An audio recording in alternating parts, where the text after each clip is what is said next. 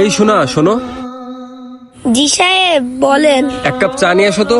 এই ছোট, জি মহাজন বলেন। ওনাকে এক কাপ চা দাও। আচ্ছা ঠিক আছে মহাজন, দিচ্ছি। এই তাড়াতাড়ি দে।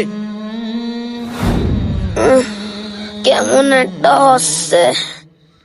সাহেব এই নেন চা। আরে আরে ইয়াল্লাহ। আরে আস্তে। আহা কি হলো এটা? ওঠো ওঠো ওঠো, এটা কি করলা? সাহেব আমার ভুল হয়ে গেছে, এরকম ভুল আর হবে না সাহেব। আমার মালিক রে কোয়েন না সাহেব, আমি মুছে দিচ্ছি সাহেব, দাঁড়ান আমি মুছে দিচ্ছি। আচ্ছা দাঁড়াও দাঁড়াও, উত্তেজিত হয়ে না তুমি এত। আর তোমার গা তো দেখছি খুবই গরম। হ্যাঁ, গা তো পুরো জ্বরে ফেটে যাচ্ছে। হ্যাঁ, ও কাস্টমারের গায়ে চা ফেলে দিয়েছে। আজকে ওর খবর আছে। গায়ে এত জ্বর কেন তোমার? বললাম মহাজন দেখে ফেলে। এই কি করলি তুই এটা? এই কি করলি তুই এটা? কাস্টমারের গায়ে চা ফেলে কেন? মহাজন আমারে ক্ষমা করে দেন, এরকম আর হবে না তোকে মহাজন। দিয়ে একটা কাজ ভালো করে হয় না। আচ্ছা ভাই দাঁড়ান, আপনি এত উত্তেজিত হয়েন না। ও আমার গায়ে চা ফেলতে, আমি কিছু বলতেছি না, আর আপনি ওকে এত বকতেছেন কিসের জন্য? আপনি ওকে কিছু বললেন না। আরে ভাই, আপনি হচ্ছেন আমার কাস্টমার, আমার দোকানের খরিদ্দার। আপনার গায়ে চা ফেলেছে, আমি কিছু বলবো না? এসব ছেলেগুলো জন্মের বিগত।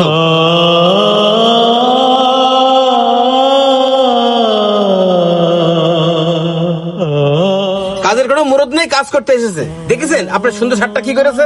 আচ্ছা ভাই থাক, ও ছোট মানুষ একটা ভুল করে ফেলছে, ওরে কিছু বললেন না। আর এমনিতেও ওর গায়ে দেখেন অনেক জ্বর। আরে ভাই, 15 বছর থেকে এখানে ব্যবসা করতেছি, এদেরকে আমি চিনি না ভালো করে। এরা কাজে ফাঁকি দেওয়ার জন্য এরকম করে, আবার কাজের টাইম শেষ না হতে হতে টাকার জন্য এসে হাত পাতে।